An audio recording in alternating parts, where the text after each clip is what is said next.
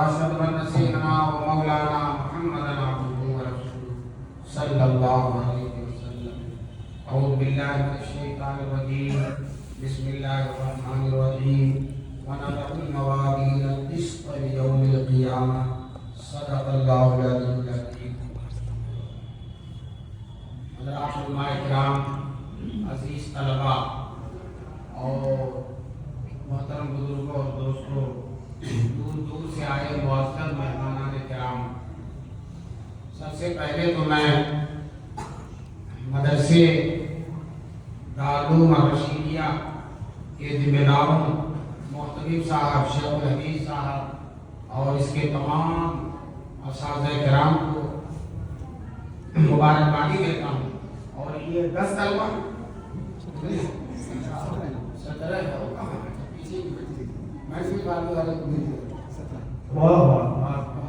17 طلبہ ہیں جو ماشاءاللہ بخاری شریف کی تکمیل کر رہے ہیں. میں ان کو بہت بہت مبارکبادی دیتا ہوں.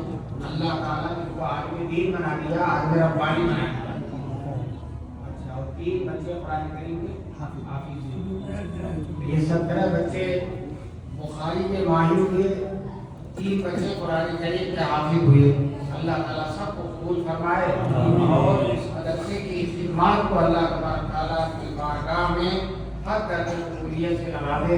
اور مدرسے کے اکابر جو دنیا سے جا چکے ہیں، جیسے ابھی ذکر خیر ہو رہا تھا حضرت مولانا افضال صاحب کا، اللہ تعالیٰ ان کی قبر کو نور سے کرتے اور آپ کی اس خوشی کے موقع پر اللہ تعالیٰ ان کی روح کو مزید خوش کرتے. یہ حضرات کا یہ لگایا ہوا پودا اور حضرات کا سیراب کیا ہوا گلشن ماشاءاللہ سرسبز و شاداب ہے، پھول لا رہا ہے. آج اس گلشن میں 17 تو حدیث کے پھول کھلے. حدیث کے پھول کتنے کھلے؟ 17. اور قرآن کریم کے پھول بھی کھلے کتنے؟ 3. تو مدرسوں میں یہی پھول کھلتے ہیں، قرآن اور حدیث کے. اور یہ پھول وہ پھول ہیں کہ دنیا کا کوئی پھول ان کا مقابلہ نہیں ہے. یہ کتاب آپ نے جو ابھی مکمل کی ہے بخاری شریف، یہ اس کے مصنف ہیں حضرت امام بخاری رحمۃ اللہ علیہ. اور یہ بخاری شریف اتنی مقبول ہے، قرآن کریم کے بعد اس کائنات میں، اس دنیا میں بخاری سے بڑھ کر کوئی کتاب مقبول نہیں. پوری دنیا میں چپے چپے میں پڑھائی جا رہی ہے. ابھی تعلق دیوبند میں بخاری ہوگا، حبق میں ہوگا، مذاہب میں، دونوں مذاہب میں، اور اسی طرح سے آپ کے دارالعلوم الرشیدیہ میں، اور چپے چپے میں بخاری کا. الحمدللہ ایک عالم نے بیان فرمایا کہ پوری دنیا میں ہر جگہ بخاری پڑھی جاتی ہے. ایک جگہ رہ گئی تھی جہاں بخاری نہیں پڑھی جاتی. کون جگہ؟ خانہ کعبہ کے اندر. خانہ کعبہ کے اندر انہوں نے حساب لگایا تو بخاری کوئی جاتا ہی نہیں، تو بخاری کیسے پڑھی جائے؟ وہ کہتے ہیں میں طاق میں تھا کہ کبھی دروازہ کھلے، دروازہ کھلا، بخاری کی دونوں جلدیں لے کر اندر چلا گیا. اور جب تک دونوں جلدیں پڑھ نہیں تھی تب تک باہر نہیں نکلا. تو بتاؤ کہاں پر لے گئے؟ خانہ کعبہ کے اندر. امام بخاری اتنے مقبول ہیں اور بخاری شریف اتنی مقبول ہے. حضرت مولانا قاسم نانوتوی رحمۃ اللہ علیہ جو دارالعلوم دیوبند کے بانی ہیں اور سارے مدرسے جن کا فیض ہے، وہ حضرت قاسم نانوتوی رحمۃ اللہ علیہ فرمایا کرتے تھے 3 کتابیں البیری لاجواب ہیں، ان کی کوئی مثال نہیں ہے. اس میں ایک بخاری شریف، قرآن کریم، بخاری شریف اور مثنوی شریف. قرآن کریم تو آپ پڑھتے ہیں، اللہ کا کلام ہے. دوسرے بخاری شریف رسول اللہ صلی اللہ علیہ وسلم کا کلام ہے. تیسرے مثنوی شریف ایک کتاب ہے مولانا روم نے مثنوی لکھی جس میں قرآن حدیث کی باتوں کو فارسی زبان میں بیان کیا. وہ کتاب بھی لاجواب ہے. بڑے بڑے علماء اور مشائخ اس کو پڑھتے ہیں. حاجی مہاجر مکی رحمۃ اللہ علیہ مکے میں درس دیتے تھے اور حکیم الامت حضرت مولانا اشرف علی تھانوی رحمۃ اللہ علیہ قلم لے کر نوٹ کرنے کے لیے ان کے درس میں بیٹھتے تھے. اور پھر اسی نوٹ کے نتیجے میں حضرت تھانوی رحمۃ اللہ علیہ نے مثنوی شریف کی شرح لکھی ہے کلید مثنوی. اور اس کلید مثنوی سے بڑے لوگ مثنوی سمجھتے ہیں اور جب فارسی زبان میں اس کا سمجھنا آسان. یہ امام بخاری کی مقبولیت کی چند وجہ ہیں. ایک وجہ تو یہ ہے کہ ان کے اندر تقویٰ بہت زیادہ ہے، خوف خدا بہت زیادہ تھا. جس کے اندر تقویٰ ہوتا ہے، اللہ کا خوف بہت ہوتا ہے، اللہ تبارک تعالیٰ اس کو مقبول بنائے. تو امام بخاری کے اندر اتنا تقویٰ، اتنا خوف خدا، اتنا ڈر تھا کہ انتہا نہیں. کہتے ہیں جب سے میں نے پڑھا ہے غیبت حرام ہے، اس وقت سے لے کر میں نے زندگی بھر کبھی غیبت نہیں. لوگ غیبت کرتے ہیں، بہت ایک دوسرے کی کرتے ہیں، کوئی محفل غیبت سے خالی نہیں ہوتی، لیکن کمال ہے. حالانکہ امام بخاری میں مخالفین بھی بہت زیادہ ہیں. جب آدمی کوئی بہت بڑا ہوتا ہے تو اس کے معتقدین بھی بہت زیادہ ہوتے ہیں اور مخالفین بھی بہت زیادہ ہوتے ہیں. اور جتنا بڑا ہوتا آدمی اتنا ہی معتقدین انتہائی اعتقاد رکھتے ہیں اور مخالفین انتہائی مخالفت کرتے ہیں. دیکھیے حضور صلی اللہ علیہ وسلم سے بڑا کوئی نہیں ہو سکتا. صدیق اکبر، عمر فاروق، عثمان غنی کتنی عقیدت و محبت رکھتے ہیں رسول پاک صلی اللہ علیہ وسلم. اور دوسری طرف دیکھیے ابو جہل، عتبہ، شیبہ، ولید کتنی دشمنی رکھتے ہیں جناب رسول پاک صلی اللہ علیہ وسلم سے. یہ انسان کے مقبول ہونے کی دلیل ہے کہ دشمن بھی انتہا پر ہو اور دوست بھی انتہا پر ہو. دوست بہت زیادہ محبت رکھتے ہیں اور دشمن بہت زیادہ دشمنی رکھتے ہیں. اسی طرح سے دوستوں امام بخاری کی بھی بہت مخالفین ہیں. آدمی اپنے مخالف کا جب تذکرہ کرتا ہے تو ضرور غیبت کرتا ہے، مجھے یہ کہہ رہا، مجھے یہ کہہ رہا. لیکن امام بخاری رحمۃ اللہ علیہ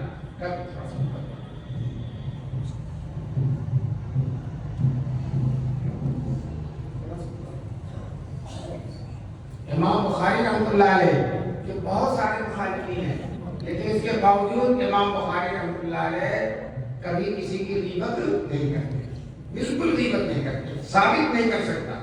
تو ایک تو مقبولیت کی وجہ تقویٰ، اللہ کا خوف ہے، اللہ کے حکموں پر چلنا. دوسری بات انہوں نے علم کے لیے مشقت بہت کرنا ہے، بڑی محنت کی. وہ کہتے ہیں مجھے یاد نہیں ہے کہ کتنی دفعہ کوفہ اور بغداد کے محدثین کے ساتھ بخارا سے سفر کر کے پیدل گیا. 2000 سے زیادہ استادوں سے پڑھا. کتنے استاد؟ 2000 سے زیادہ استادوں سے پڑھا. اور جس محدث کے بارے میں سنتے تھے وہاں پہنچ جایا کرتے تھے. اور کھانے پینے کو کچھ نہیں تھا، گھاس کھا کر، درختوں کی پتیاں کھا کر رہتے تھے. جب علم کے لیے مشقت کرتا ہے، محنت کرتا ہے تو اللہ تعالیٰ اس کے علم کو مقبول کرتا ہے. 2 وجہ. تیسری وجہ ان کے مقبولیت کی یہ تھی ان کی والدہ ان کے لیے دعائیں بہت کرتی ہیں. ماں کی دعا بہت کرتی ہے. یہ طلبہ جو میرے سامنے بیٹھے ہیں یہ اپنے ماں کی جتنی دعا لیں گے انشاءاللہ اتنی ہی ترقی کرے گی. امام بخاری بچپن میں نابینا ہو گئے، نظر نہیں آتا، بالکل اندھے تھے. اب ان کی اماں کی خواہش تھی میرا بیٹا بہت بڑا محدث ہو. اب اندھا کیسے محدث ہوگا، کہاں جائے گا، کیسے سفر کرے گا. اور رات میں تہجد کے وقت دعا کرتی تھی، اے اللہ میرے بیٹے کی بینائی واپس فرما دے، اے اللہ میرے بیٹے کو بینا بنا دے، دیکھنے والا بنا دے. ایک دن دعا کر کے بیٹی تھی، خواب میں حضرت ابراہیم علیہ السلام کو دیکھتی ہیں. حضرت ابراہیم یہ فرما رہے ہیں کہ اے ان کی ماں کو مخاطب کر کے کہہ رہے ہیں کہ تیرے بیٹے کی بینائی اللہ نے واپس کر دی، تو دیکھنے والا بن گیا، صرف نظر آتا ہے، اس کا اندھاپن ختم ہو گیا. صبح اٹھ کر دیکھتی ہیں تو بیٹے کی آنکھ صحیح چمکدار، پھر ایسی بینائی لوٹی، ایسی بینائی لوٹی. یہ امام بخاری کو کبھی چشمہ نہیں لگانا پڑا، بلکہ بینائی اتنی زیادہ ہو گئی کہ التاریخ الکبیر نام کی جو کتاب ہے ان کی، چاند کی روشنی میں لکھا، چراغ میں نہیں، بلب میں نہیں، چاند کی روشنی میں بیٹھ کر لکھا. اس سے بینائی کا تھا، یہ وہاں کی دعا کو بھی بہت. اب یہ بخاری شریف جب یہ لکھتے تھے تو ہر حدیث کے لکھنے سے پہلے غسل کرتے تھے، 2 رکعت نماز پڑھتے تھے، مراقبہ کرتے تھے. جب شرح صدر ہو جاتا تھا تب لکھتے تھے. اور ترجمۃ الباب، بخاری کی عجیب چیز ہے ترجمۃ الباب. آخری ترجمۃ الباب آپ نے پڑھا نا، باب قول اللہ عز و جل. ترجمۃ الباب کا مطلب یہ ہوتا ہے امام بخاری جب کوئی عنوان قائم کرتے ہیں اس کے تحت حدیثیں لاتے ہیں. اب محدث بخاری پڑھانے والے کا یہ کام ہوتا ہے اور بہت بڑا کام ہوتا ہے کہ اس عنوان میں اور حدیثوں میں مطابقت کیا ہوتی ہے. اس پر بڑے بڑے علماء نے، ابن حجر نے، علامہ بدر الدین عینی نے، علامہ احمد شاہ کشمیری نے، شیخ الہند مولانا محمود افضل صاحب نے، شیخ الاسلام مولانا بدری نے، مولانا فخر الدین صاحب نے، بڑے بڑے علماء कभी पेश की। हर आदमी अजीब अंदाज की नए अंदाज की बात करता। तो तराजू जब लिखते थे तो पहले खाने काबा का तवाफ करते, 2 रकात खतीब में नमाज पढ़ते थे, उसके बाद तर्जुमतुल बाब लिखते थे। और हर तर्जुमतुल बाब में या तो किसी हक को साबित करना होता है या किसी बातिल का जवाब देना होता है। लेकिन आखिरी जो तर्जुमतुल बाब है उसमें इनकार हक भी है और इनकार बातिल भी है। उन्होंने अहले सुन्नत वल जमात के नजरिए की तारीफ की है और मुअतज़िला और खवारिज के नजरिए की तरदीद की इस आखिरी बात में है। बाप में मसला यह है कि अल्लाह ताला मैदान महशर में अदल का तराजू रखेंगे, सारे लोगों के अमाल तौले जाएंगे, हर आदमी वहां जाएगा उसके अमाल तौले जाएंगे। मुअतज़िला वो कहता है अमाल नहीं तौले जाएंगे, क्योंकि मुअतज़िला गुनहगार होते हैं, वो डरते हैं कि हमारे अमाल न तौल लिए जाए, इसलिए सोचते लाओ तराजू ही का इनकार कर दो। लेकिन इनकार करने से मुअतज़िला बचेंगे नहीं। वो कहते हैं अमाल आराज होते हैं। आराज किसको कहते हैं? जिसमें जिस्म नहीं होता, वजन नहीं होता। तो जब वजन नहीं है अमाल में तो वजन कैसे किया जाएगा? इसका जवाब इमाम बुखारी ने दिया कि जब अल्लाह ने फरमा दिया कि वजन किया जाएगा तो चाहे हमारी समझ में आए या ना आए अमाल का वजन किया जाए। जब रसूलुल्लाह सल्लल्लाहु अलैहि वसल्लम ने फरमा दिया कि अमाल का वजन किया जाएगा तो चाहे मुअतज़िला की अकल में आए या ना आए अमाल का वजन किया जाएगा। सबसे पहले तो यह जवाब दिया गया कि जब कुरान में आ गया, हदीस में आ गया तो हमको मानना पड़ेगा। दूसरा जवाब उलमा कराम ने यह दिया कि अमाल अगरचे आराज में, लेकिन जो अल्लाह आराज बनाने वाला वही अल्लाह अमाल को जिस्म बना देगा। क्या बना देगा? जिस्म। और जब जिस्म बना देगा तो तराजू पर उसको तौला जाएगा। बाद उलमा कहते हैं नहीं, अमाल नहीं तौले जाएंगे, नामे अमाल तौले जाएंगे। और नामे अमाल रजिस्टर है, उसमें कोई हर्ज नहीं, तौले जा सकते। पहले तो मुअतज़िला को पहले जवाब दिया, लेकिन आज जदीद साइंस की तरक्की में, जदीद टेक्नोलॉजी में और जदीद तरक्कियात में मुअतज़िला के मुंह पर तमाचा लगा दिया। आज आराज भी तौले जाते हैं।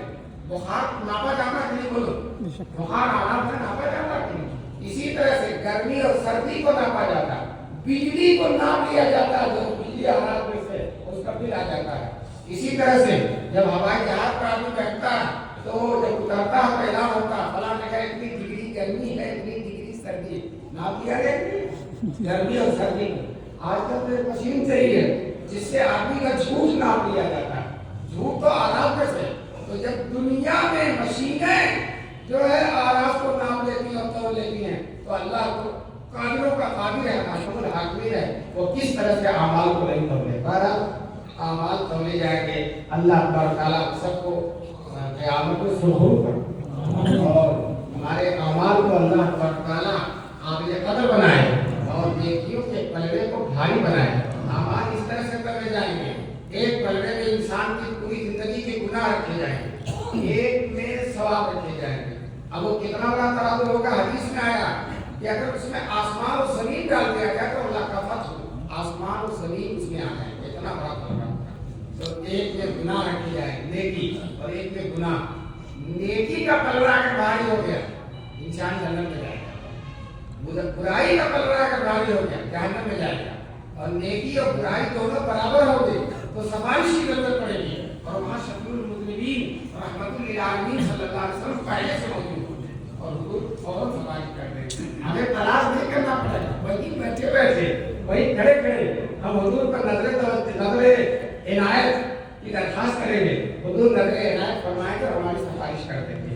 अल्लाह ताला सब हुजूर की सिफारिश से सरफराज फरमाए। कुछ लोग ऐसे होंगे मैदान महशर में जिनके अमाल नहीं तौले जाएंगे, इतने बड़े होंगे, इतने नेक होंगे कि नेकियां ही नेकियां, गुनाह है ही नहीं, गुनाह किया ही नहीं या किया भी था तो उस मकाम पर जाने से पहले तौबा कर लिया, माफी मांग लिया, अल्लाह से गुनाहों की दरगुजर करा ली, तो वो लोग बेहिसाबो किताब में लगते हैं।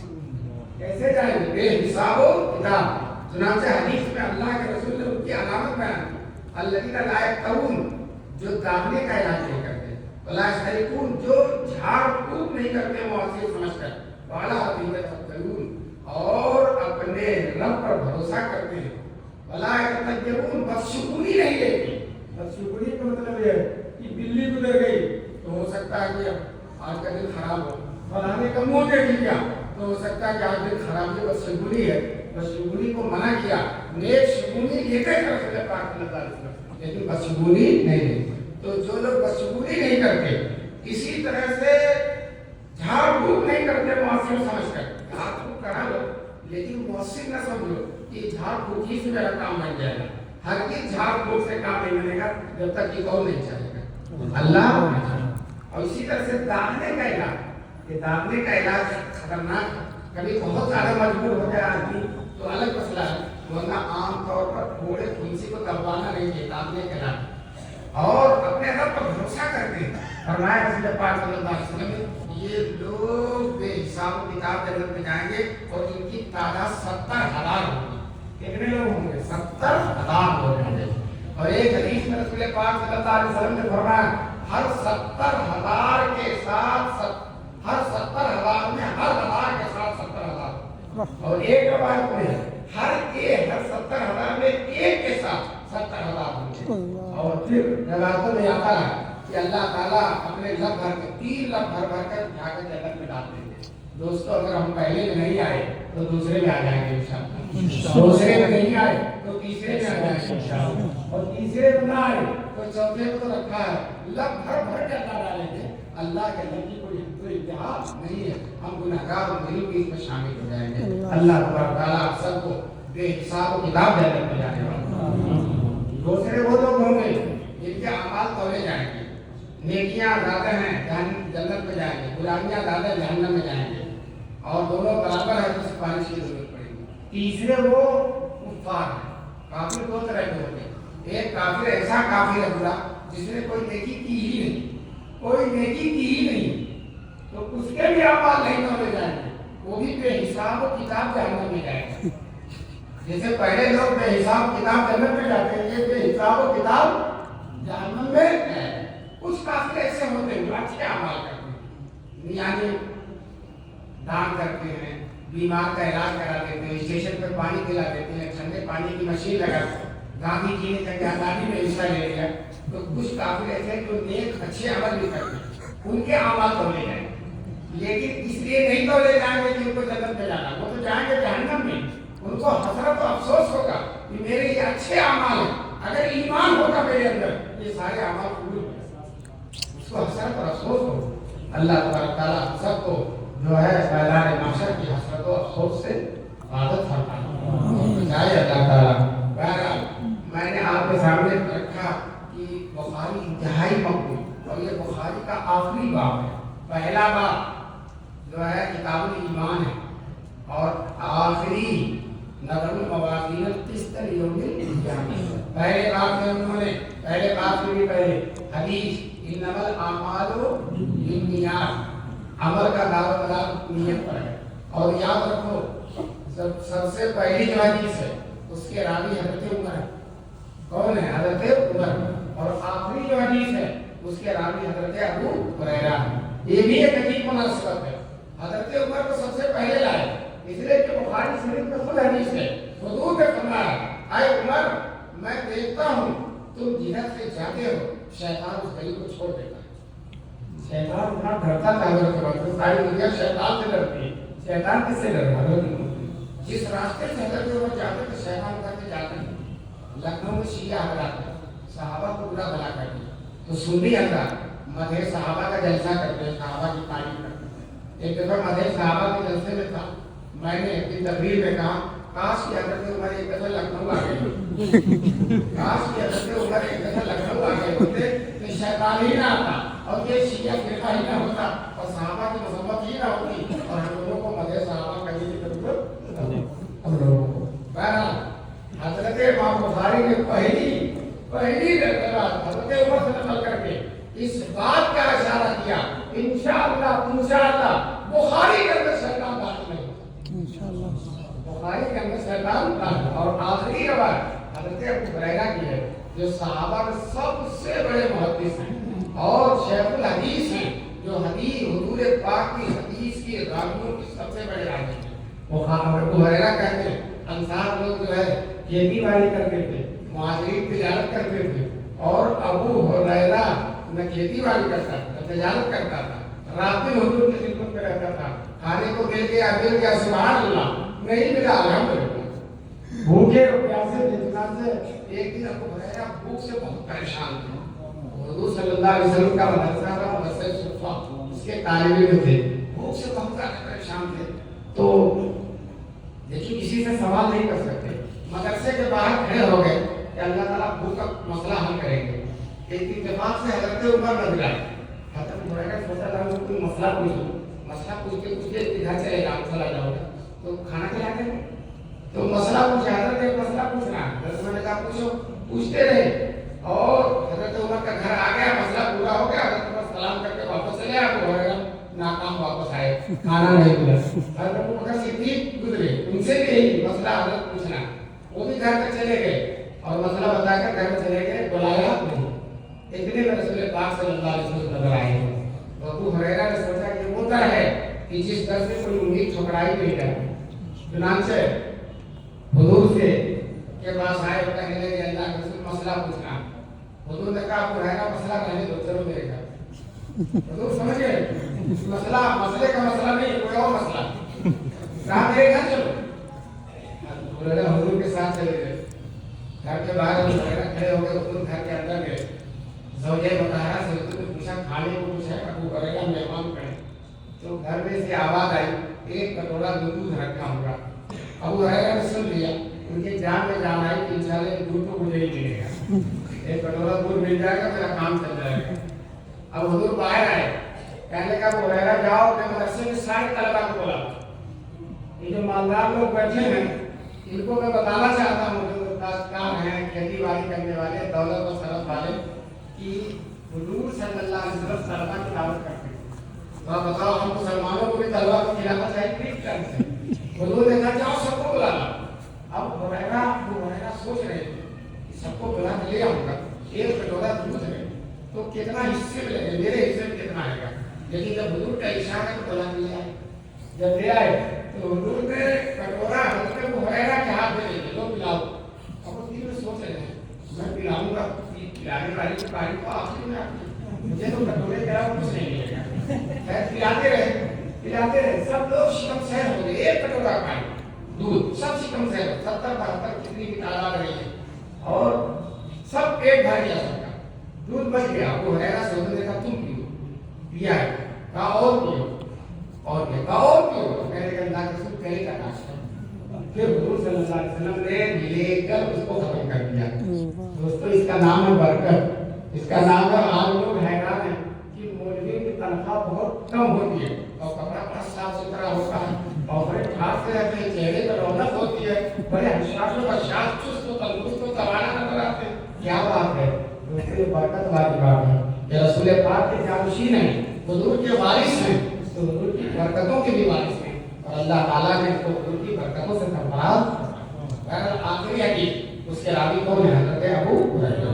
اب میں چند باتیں، پہلا بات انما الاعمال بالنیات کا، اور آخری بات ونضع الموازین القسط، امام بخاری یہ بتانا چاہتے ہیں دیکھو ہر عمل کے پہلے نیت صحیح کر، ہر عمل سے پہلے نیت، طلبا جو علم حاصل کر رہے ہیں ان کی نیت صحیح ہونی چاہیے، اس لیے علم نہ حاصل کریں کہ سعودی عرب جا کر بنائیں گے، سفارت خانے پر ملازم بن جائیں گے، بلکہ اس لیے علم حاصل کریں کہ اللہ کی پہچان اور معرفت ہو، اس لیے علم حاصل کریں اللہ کی بات، تو نیت اپنی صحیح کریں، پھر اس کے بعد پوری بخاری میں اعمال ہے، نیت صحیح ہوگا تو ہر عمل صحیح ہوگا، اس کے بعد آخر میں وزن کی بات ہے، جب نیت صحیح ہوگی عمل صحیح ہوگا تو انشاءاللہ وزن بھی صحیح ہے نا، مطلب نیت صحیح، پہلے میں نیت ہے پہلے بھی، پھر پوری بخاری میں اعمال ہے، تو نیت صحیح تو کیا صحیح؟ اعمال صحیح، اور آخر میں وزن ہے، تو اعمال جب صحیح ہے تو وزن بھی کیا ہوگا؟ صحیح ہوگا۔ اللہ تعالیٰ ہم سب کے اوزان کو، وزن کو میدان محشر میں خوب اچھا کرے، اور میں چند حدیثوں کی روشنی میں چند اعمال بتلاتا ہوں جس کی وجہ سے اجر کے ترازو میں انسان کا پلڑا بھاری ہو جائے گا۔ ایک اس نے خلق اچھا اپنا، لوگوں سے محبت سے ملنا، لوگوں کو سلام کرنا، سلام کا جواب دینا، مسلمان سے مسکرا کر ملنا، کسی مسلمان کی حاجت پوری کرنا، کسی परेशान हाल की परेशानी को दूर करना, किसी शिकस्ता खातिर आदमी के दिल को खुश कर देना, ये अखलाक हसना है। ये मैदान माशर में इसका बदल बहुत ज्यादा होगा। अल्लाह ताला सबको अखलाक हसना से सरफराज फरमाए। दूसरी चीज, नमाज़े जनाजा में जो जाता है और कफन दफन तक शरीक होता है, तो इस्लाम में जाकर मिट्टी मिना खलकनाकुम फिया नुखलिकुम मिनहा नुखलिकुम, 3 मुट्ठी मिट्टी डाल देता है। तो हुजूर सल्लल्लाहु अलैहि वसल्लम फरमाते हैं, जो किसी के जनाजे में जाए और कफन दफन तक शरीक हो, तो मैदान महशर में अल्लाह ताला उसके नामे अमाल को बहुत पहाड़ रखते हैं। क्या रखते हैं? बहुत पहाड़ रखते हैं। दोस्तों, सबको जनाजों में शरीक होने के तौर पर बहुत से लोग आगे होते हैं, जनाजों में नहीं जाते। तो मैंने देखा कि जो लोग जनाजों में नहीं जाते तो खुद भी ऐसा बरसात में मरते हैं कि उनके जनाजे में 2-4 आदमी हैं। अगर तुम जनाजे में जाओगे, हमारे जनाजे में लोग आएंगे, हमारे जनाजे में लोग आएंगे। और हदीस में है, जिसके जनाजे में 60 आदमी शरीक हों उसकी मग़फ़िरत होगी है। और एक हदीस में 100 आदमी शरीक हों उसके मग़फ़िरत होगी। आदमी जितना मकबूल होता है उतना ही जनाजा उसका बड़े खास होता है। हमारे यहाँ शादियों में धूम होती है, अल्लाह वालों के जनाजों में बड़ी धूम होती है। इतना मजमा इमाम अहमद बिन हंबल के जनाजे में 20 लाख आदमियों को नचा। उस जमाने में न जहाज, न मोटरसाइकिल, न कार, लेकिन कहाँ से लोग चले, 20 लाख का नचा था। 20,000 यहूदी और नसरानी उनके जनाजे को देखकर मुसलमान हो गए। 20,000 उसी दिन यहूदी और नसरानी सिर्फ जनाजे को देखकर मुसलमान हो गए। कि जिस जनाजे पर लोग इतना कुर्बान हो रहे हैं, इस जनाजे वाला जो मजहब रखता है, मजहब सही होगा, बातिल नहीं होगा, इसका असर पड़ा। 20,000 यहूदी मुसलमान। इसी तरह से एक बात और बताऊं, हदीस में आया, उलमा के कलम की स्याही शहीद के खून की सुर्खी से ज्यादा अमल के करारों में भारी। उलमा जो कलम पकड़कर किताबें लिखते हैं और स्याही इस्तेमाल करते हैं, अपनी उम्मत हज़रत मौलाना अशरफ अली थानवी रहमतुल्लाह अलैह ने 1000 किताबें लिखी। इमाम बुखारी ने कलम इस्तेमाल करके बुखारी शरीफ लिखी। कहा उलमा के कलम की स्याही शहीद के खून की सुर्खी से ज्यादा वजनदार होगी।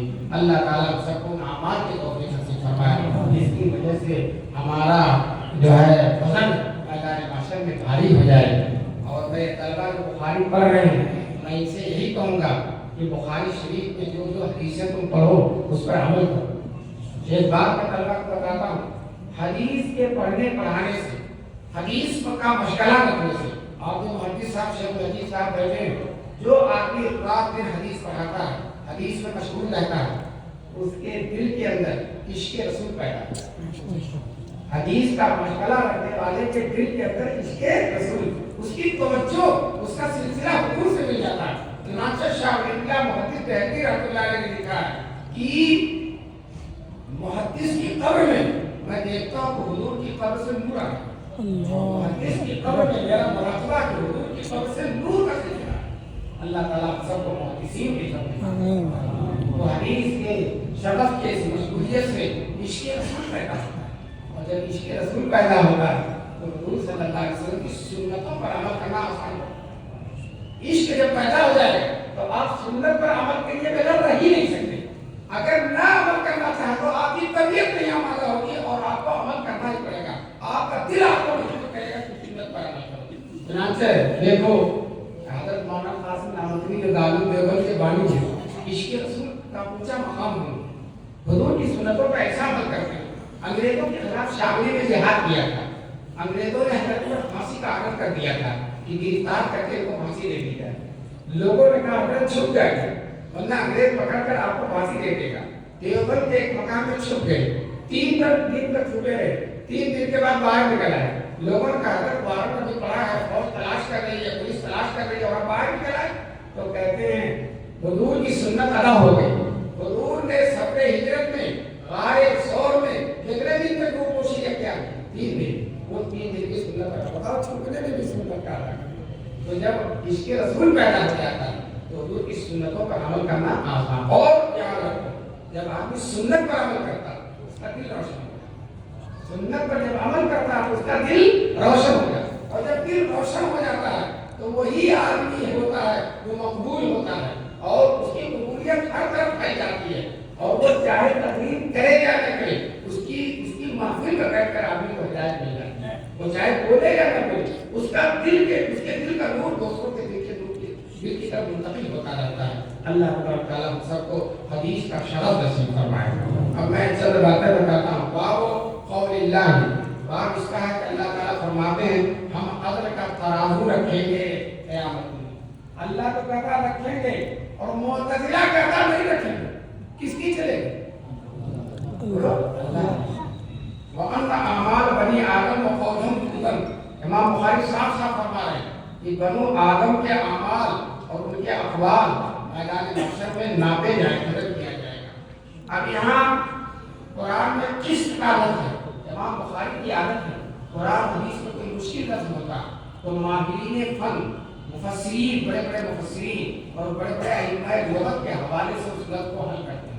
یہاں بتاؤ مشکل لفظ نظر کے معنی سب کو معلوم ہے، موازین کے معنی میزان اطراف سب کو معلوم ہے، ایک قسط کا لفظ آیا تو ذرا مشکل ہے، تو امام بخاری اس کی تشریح کرتے ہیں۔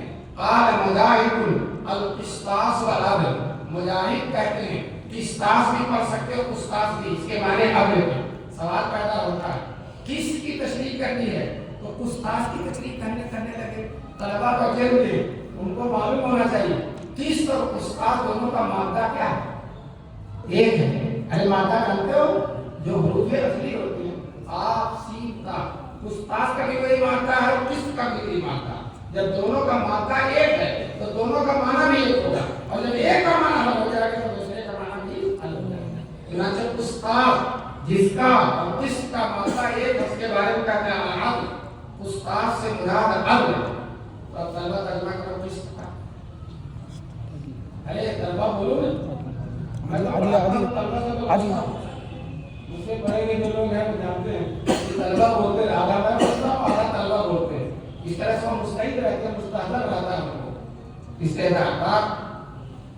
قسط مقسط کا مصدر ہے اور مقسط کے معنی عادل ہے اور قاسط اس کے معنی ظالم۔ دیکھو عربی زبان میں کبھی کبھی مادہ ایک ہی ہوتا ہے لیکن باب بدل جاتا ہے تو معنی بدل جاتا ہے، سیرا بدل جاتا ہے تو معنی بدل جاتا ہے۔ مال الیہ کے معنی الگ ہیں، اسی کی طرف متوجہ ہونا، اور مال انہو مطلب اس سے منہ موڑ لینا، اس کے سے دور چلے جانا۔ تو دیکھو سیرا بدل گیا، حالانکہ لفظ ایک ہی، اسی طرح سے قسط کا لفظ اگر اس کو باقی فعال میں لے جاؤ گے، مقسط بناؤ گے تو اس کے معنی عدل بناؤ گے، اور اس کو مجرد کا اس کا فاعل مجرد کا بناؤ گے اور مجرد میں لے جاؤ گے قاسط تو اس کے معنی ظالم کے ہوتے ہیں۔ امام بخاری کہتے ہیں کہ دیکھو یہ کمال ہے دین کا، وہی قسط جب اس سے قاسط بنتا ہے تو اس کے معنی ظالم کے ہوتے ہیں، اور جب اس سے قسط مقسط بنتا ہے تو اس کے معنی عادل کے ہوتے ہیں۔ بتاؤ یہاں قسط سے کون بنے گا کون نہیں بنے گا؟ مقسط بنے گا، اور کون نہیں بنے گا؟ قاسط نہیں بنے گا۔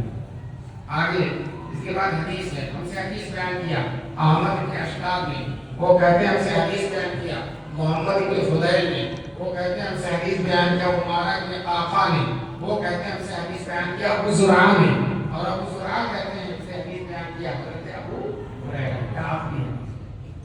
قال ابو ہریرہ فرماتے ہیں قال نبی صلی اللہ علیہ وسلم، حضور نے فرمایا کلمتان حبیبتان الی الرحمن، دو کلمے، ابھی دو کلمے ہیں، وہ ہیں کیا ہے بتا دیں، دو کلمے ہیں حبیبتان الی الرحمن، اللہ کو بہت پسند ہے، یعنی ان کلموں کو پڑھنے والا اللہ کا محبوب بن جاتا ہے۔ خفیفتان علی اللسان، زبان پر بڑے ہلکے پھلکے، بڑے ہلکے، آسان، ادا کرنا کچھ مشکل نہیں۔ جو لوگ گٹکا کھا کر پان کھا کر زبان موٹی کر لیتے ہیں وہ بھی آسانی سے پڑھ لیتے ہیں۔ خفیفتان علی اللسان، لیکن ثقیلتان فی المیزان، لیکن عدل کے ترازو پر بہت بھاری ہے، میدان محشر میں جب رکھا جائے گا بہت بھاری۔ یہاں میں ایک حدیث سناؤں، ایک آدمی میدان محشر میں فرشتے اس کو گھسیٹ کے جہنم میں لے جائیں گے، حضور کا امتی ہے مسلمان، گھسیٹ کے جہنم میں لے جائیں گے، حضور راستے میں مل جائے، وہ فریاد کرتا ہے کہ رسول مجھے یہ لوگ جہنم میں لے جائیں۔ بتاؤ ہم حضور سے ہم کوئی مصیبت ہوتی ہے تو فریاد کریں گے انشاءاللہ، حضور سے کہے گا اللہ کے رسول یہ لوگ مجھے جہنم، حضور فرشتوں سے کہیں گے کیوں اس کو جہنم میں لے جا رہے ہیں، میرا امتی کیوں جہنم؟ وہ کہیں گے فرشتے اس کی گناہوں کا بدلہ بھاری ہو گیا، نیکیاں کم ہو گئی، ہم اس کو جہنم میں لے جا رہے ہیں۔ حضور کہیں گے چلو دوبارہ بدل دو، حضور کی بات شاہی چلے گی مانی جائے گی، चनाचे मैदान माशर में बहुत सी बातें हुजूर की मानी जाएंगी, हुजूर सजदे में गिर पड़ेंगे तो अल्लाह कहेंगे मोहम्मद सर उठाओ, इशफाक शफाक, आप शफात करो, आपकी शफात कबूल की जाएगी। तो यहाँ भी हुजूर कहेंगे दोबारा तौल, फरिश्ते दोबारा जब तौलने लगेंगे, एक तरफ नेकियां, एक तरफ गुनाह, नेकियां कम है, हुजूर अपनी जेब से एक कागज ला के डालते हैं और कागज डालेंगे तो नेकियों का पलड़ा भारी हो जाएगा। अब वो आदमी जन्नत में लाए, अब वो फरिश्तों से कहेंगे, फरिश्ते हम उसको जन्नत में ले जाए, इसको जहन्नम में ले जाए, कहाँ ले जाए, जन्नत में ले जाए। वो बड़े हसरत के साथ बड़ा ही ममनून करम होकर हुजूर से पूछेगा अल्लाह के रसूल क्या चीज आपने डाल दी कि मेरा नाम है अवाल भाई। उन्होंने कहा तुमने मेरी शाद में दरूद पढ़ा था, उस दरूद मेरे पास महफूज था, मैंने उसको डाल दिया। तो बताओ ये दरूद की बरकत से अल्लाह ताला उसके नेकियों का पलड़ा भारी कर देंगे। इसलिए मुसलमानों दुआ है, इस्तग़फ़ार है, दरूद है, इसकी कसरत रखनी है, चलते फिरते। चुनांचे ये कलमा है सुभान अल्लाह व बिहम्दी, सुभान अल्लाह एक कलमा तो सुभान अल्लाह व बिहम्दी, दूसरा कलमा सुभान अल्लाह अज़ीम। जितने लोग हैं सब लोग इस कलमे को दोहराएं, सुभान अल्लाह व बिहम्दी, सुभान अल्लाह अज़ीम। मैं कहता हूँ कि आप मामूल बना लीजिए, याद कर लीजिए, मामूल बना लीजिए, दिन में कम से कम 100 दफे पढ़िए, इंशाअल्लाह इस कलमे की बरकत से हुजूर ने खुद फरमाया। आखिरी हदीस है, बुखारी की आखिरी हदीस है कि ये मैदान महशर में बहुत भारी होगा, जब अल्लाह के रसूल कहे बहुत भारी होगा तो इंशाअल्लाह भारी ही होगा और इंशाअल्लाह इससे हमारा बेड़ा पार हो जाएगा। ये मैंने बुखारी की तशरीह की और जो है अब मैं आखिर में इन बच्चों को जो मेरे पास बुखारी की सनदें हैं उस सनदों से बुखारी शरीफ और हदीस की दूसरी किताबों को पढ़ाने की इजाज़त देता हूँ। मेरे पास 2 सनदें हैं, एक सनद तो दारुल देवबंद की है और एक सनद मज़ाहिब उलूम सहारनपुर की। पहले दारुल देवबंद की सनद मैंने हदीस बुखारी शरीफ पढ़ी थी, हज़रत शेख नसीर साहब और हज़रत शेख अब्दुल हक साहब, अल्लाह ताला दोनों की कब्रों को नूर से बनाए। उन्होंने बुखारी पढ़ी थी शेख अल इस्लाम वल मुस्लिमीन हज़रत मौलाना हुसैन अहमद मदनी से, उन्होंने पढ़ी थी शेख उल हिंद मौलाना महमूद हसन से, और उन्होंने पढ़ी थी कासिमुल उलूम वल खैरात मौलाना कासिम नानवी से। दोस्तों ये दो ही तो अजीम हस्ती हैं, एक आपके गंगोह में दफन है और एक देवबंद में दफन है, मौलाना रशीद अहमद गंगोही। आज जब गंगोह का तस्करा आता है तो हदीस का तस्वुर आता है, जब गंगोह का तस्करा आता है तो हदीस का तस्वुर आ जाता है। हज़रत गंगोही रहमतुल्लाह अलैह हदीस की वो खिदमत की है, वो खिदमत की है, वो खिदमत की है कि पूरे इलाके को अपनी खिदमत से नूर बना दिया। एक तरफ दारुल था और एक तरफ हज़रत मौलाना रशीद अहमद गंगोही थे। जब तलबा दारुल देवबंद में हाथुम पढ़ लेते थे तो फिर वो दारुल में दौरा नहीं पढ़ते थे, वो दौरा आकर पढ़ते थे हज़रत गंगोही से। बताओ हज़रत गंगोही के सामने दारुल में बात पड़ गया, सारी दुनिया के लोग दौरा पढ़ने कहाँ जाते हैं? दारुल में। और उस जमाने में दारुल के तलबा दौरा हदीस पढ़ने के लिए कहाँ जाते थे? गंगोह जाते थे। हज़रत शेख तो कहते हैं कि ये है काबा में भी ढूंढ के गंगोह का रास्ता, हम काबे में भी जाते हैं तो गंगोह का रास्ता ढूंढते हैं। अल्लाह हज़रत थानवी रहमतुल्लाह अलैह देवबंद में पढ़ते थे, वो कहते मेरे सारे साथी गंगोह से लेके दौरा पढ़ने के लिए, मुझे शर्म आई।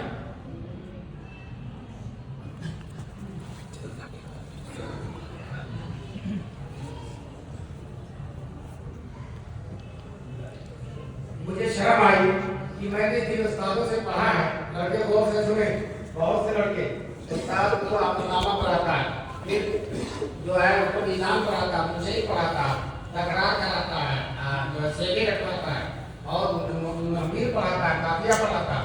जब आँख खुल जाती है तो दिल को भाग जाता है। अरे उस्तादों से पढ़ना चाहिए, अपने उस्तादों से पढ़ लो, उसके बाद अगर तुम्हें मौका मिले तो देखो जाओ। लेकिन उस्ताद हज़रत थानवी रहमतुल्लाह अलैह कहते हैं मुझे शर्म आई कि मैं मौलाना याकूब को छोड़कर गंगोह चला गया, मैं नहीं गया और मेरे सारे साथी चले गए। लेकिन हज़रत हदीस के नेमत के तौर पर कहते हैं अल्लाह ने हदीस में मुझको भी वो मकाम नसीब फरमाया जो लोगों को नहीं मिला, बेशक उनका नाम में नहीं कोई जानता और हज़रत थानवी पूरी दुनिया में जगमगा रहे।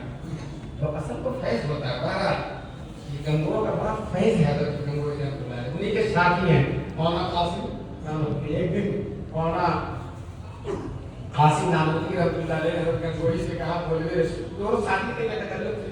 मौलवी रशीद आप इतने बड़े फकीह हो गए और इतने बड़े मसाइल के जानने वाले हैं, मुझे रश्क आ रहा, मुझे बहुत रश्क आता है। तो हज़रत गंगोई कहते हैं मैंने चंद मसाइल याद कर लिए, आपको रश्क आ रहा और आप इतने मुहक्किक बने बने बैठे हुए और मुझे रश्क नहीं आ